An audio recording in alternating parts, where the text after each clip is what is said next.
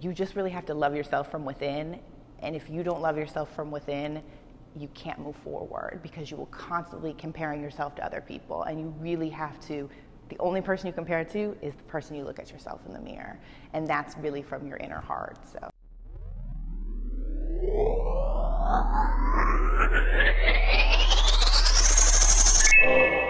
My name is Ashely Deka, and I am the owner of Think Health by Ashely Deka. So I do fitness, and I am an accountability coach.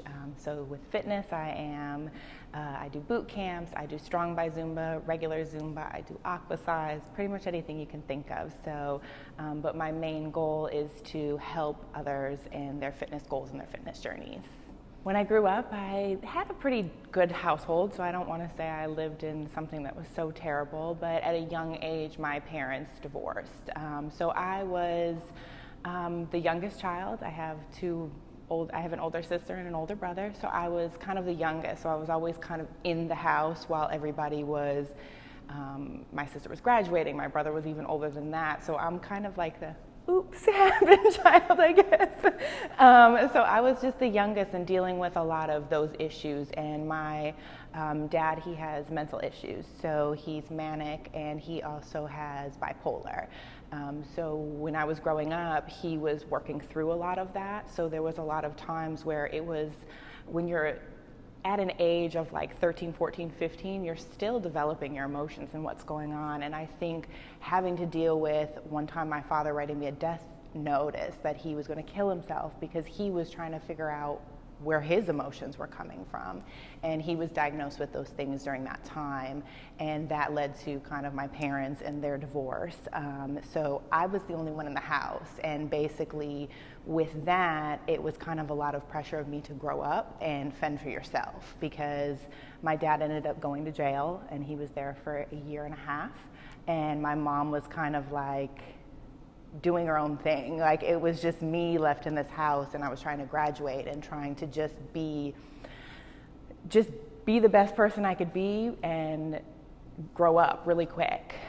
So with all of that, it kind of, when I grew up really quick, it kind of left my childhood and like those teenage years I didn't really have, because I was just so focused of getting out of school, doing my own thing, and going to college. And when I got to college, I kind of was more of the party girl and the person who wanted to be around everyone and very outgoing. And I think that's where I got my personality of just being outgoing and wanting to help other people, because I was just really still processing what was happening when I was younger. So yeah, that's kind of where I am. But in that college state and that older, that high school to college stage, I was very focused on what I look like, what I'm doing. And it was very difficult for me because with depression and different things that I was dealing with on my own, I gained weight, or I would fluctuate with weight. And because of that, I ended up being diagnosed with eating disorders. So that's kind of where I stem to where I am now, in a healthy state and wanting to help other people. So my eating disorders and just fluctuating with weight has kind of helped me to be where I am now. So I was diagnosed with bulimia and binge eating. So it started with literally eating diet pills and whatever I could do to be this perfect person that when I looked in the mirror. So I have a little bit of body dysmorphia, so when I look in the mirror, I see something completely different than what other people would see of me. So because I had to deal with those things, I had to really have a moment in time where I was actually put in the ER because I didn't know what was going on, and I was diagnosed with cluster headaches and all of these things. So with that, it has helped me to take a step back. I was fear. There was fear of getting back into the gym, of am I going to go back to that? And I really went and saw somebody to help me get there. So because of those things, they're in my past, but I still currently deal with them. So there are times where I'm like, I want to just eat this whole thing because I'm upset, but it's those winning moments that I'm like, no, don't do that and do something else. Like, I still battle with those. I don't throw up or go days without eating or anything along those lines, but that really set the precedence of depression makes you feel like you're not wanted. It makes you feel like you're not beautiful. When you look in the mirror and see something completely different, but other people are telling you something else, it doesn't matter because it's in your head. And you really have to work through it. And I highly recommend, as women, we do it all the time. We see on social media and people use filters and all kinds of stuff. And with those things comes some sort of inner spirit, and you have to really love you and love yourself, because if you don't, you get stuck in this depression and you get stuck in a rut of always wanting to look better than the other person or be better than somebody else. But what's really great is if you can just kind of speak to someone. I had a therapist, and I think they are great because they put it into perspective for you.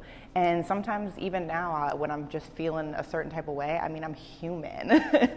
So I will go back and just kind of do a re-up of, okay, where I'm at in my life now, what do I need to improve on, and just kind of make sure, because positivity is, you are that. But there are times when you have those feelings of, I'm just not who I see in the mirror, but you really are. So with that, I had to overcome a lot of things, and I think becoming a fitness instructor and accountability really helps me stay on track too, because not only am I helping other people, I'm helping other people come out of that, of whenever I hear a client say, oh, I look fat or something, that drives me nuts. And I will say, what are our goals that we're going to do that is going to be accountable? What are these things that we can do to get you out of that mind state? Because you aren't ugly. Just because this person doesn't necessarily like how you look, that's just their preference. It doesn't mean you're not beautiful or you're not thin enough or whatever it may be. Social media puts these huge, it just really makes us feel like that's who we have to be. We have to get surgery, or we have to look like that, or we got to make sure we do Photoshop so we have this specific body. But for me, it was always, you just really have to love yourself from within.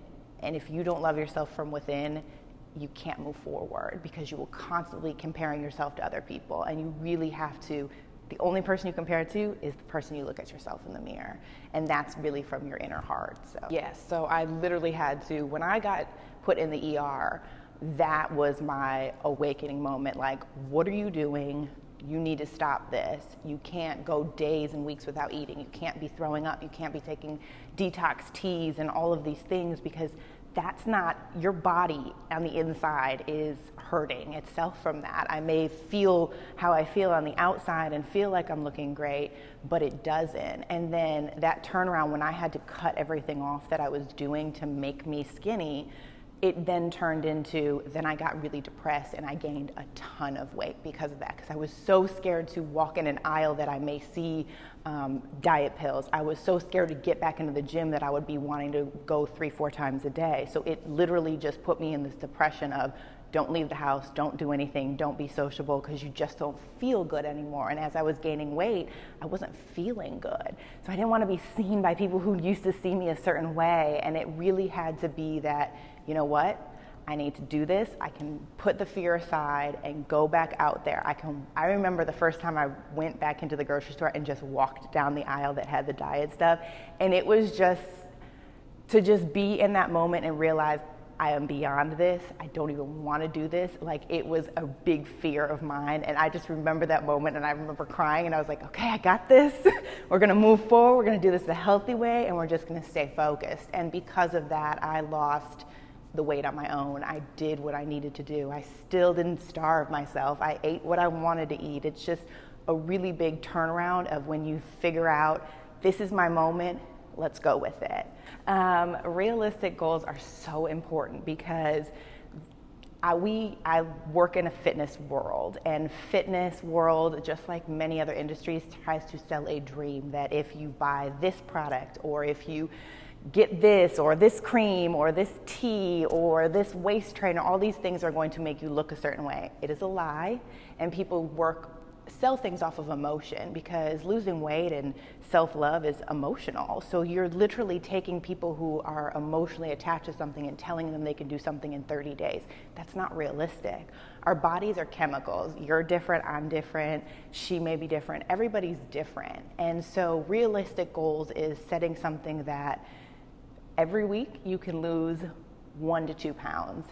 maximum. Now, when you first are on your journeys, it could be more because maybe you have not been physically active or you're completely changing your diet. In the beginning, you can lose more, but when you're on a roll and you've lost a bunch of weight, it's not realistic to be losing 5 to 6 pounds every week anymore. That's not realistic. And a lot of people are like, I want to lose 30 pounds in a month. That's not realistic. So when they get to that end of the month and they don't lose what is in their mind, that expectation, that then puts you, I don't want to do this anymore. That's why a lot of people fall off. It's this big in the beginning of January, everybody's at the gym gung ho.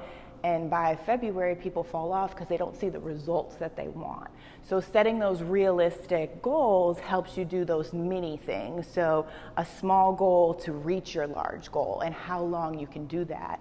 So with clients, I always try to say, let's set a realistic small goal of if you want to do a pound per week, we're going to lose 5 pounds this month. And if you do more, it's great. But it's got to be that 5 to 8 pounds per month you can lose rather than the 15 to 20 that some of these products tell you can lose. Losing weight quickly also makes your skin loose. Because you're just losing the fat or the water weight that you may be losing. So it's really important to set those realistic goals so that you can have a healthy lifestyle, not this is what I want to be and this is how I want to look, because that's not realistic. If you really want to have look a certain way or feel your healthiest, it doesn't matter what size or shape you are. It's really about what you do every day for the rest of your life. Health is wealth. It truly is, and it's something that lasts a lifetime, not just 3 or 4 months. I have a trainer friend, and Mike Bradshaw, and when I used to train with him, he always used to say, feelings don't matter. When you're out there doing something, or when you're working really hard and you're on that third set and you're like, I can't do this anymore, I can't, your mind is thinking that. It's not your body. Your body can still do more. It's really overcoming what your mind says you can't. So it's really, as much as it's so cliche to say don't use the word can't, you shouldn't use the word can't because that really sets the precedence of what your next thing is going to be. So when you say you can't in your mind, your body's going to say, I'm not going to do it. But I guarantee if you set your mind and say, I can do this, 3 more, I bet you can do 5 more. Because at that moment when you hit that 3, you're like, okay, I got this, I can do this again. And even with eating, you have to really set your mind for that as well. Like, oh, I'm starving. Most of the time you're not really hungry, you just need some water. Drink some water, see how you feel. It's not necessarily always that you're hungry or that may be. Your mind's just telling you something else, especially if you eat a lot of sugars or carbs. Your mind is always going to be thinking of those type of things. So sometimes it's just take a step back, eat the proper proportion, drink extra water, and see how you feel in an hour or so. 9 times out of 10, you're not going to be hungry, but it's your mind tricking you that I need to eat more, I need to eat more. Even if you eat fast food, you'll eat the whole thing and you're still hungry after. But you ate a whole big meal, it's because your mind's telling you something different. The best advice for women is to collaborate and understand each other. In this world of so many women out here and trying to be entrepreneurs, I promise you, even if we're doing the same field, there is enough wealth, there is enough clientele for everyone. And I feel like women were supposed to be this catty and petty and drama, but it doesn't have to be that way. You have to really open your mind up to other women. I feel like if I can help somebody win and give them advice, then that can lead them to somewhere else and they can help somebody else.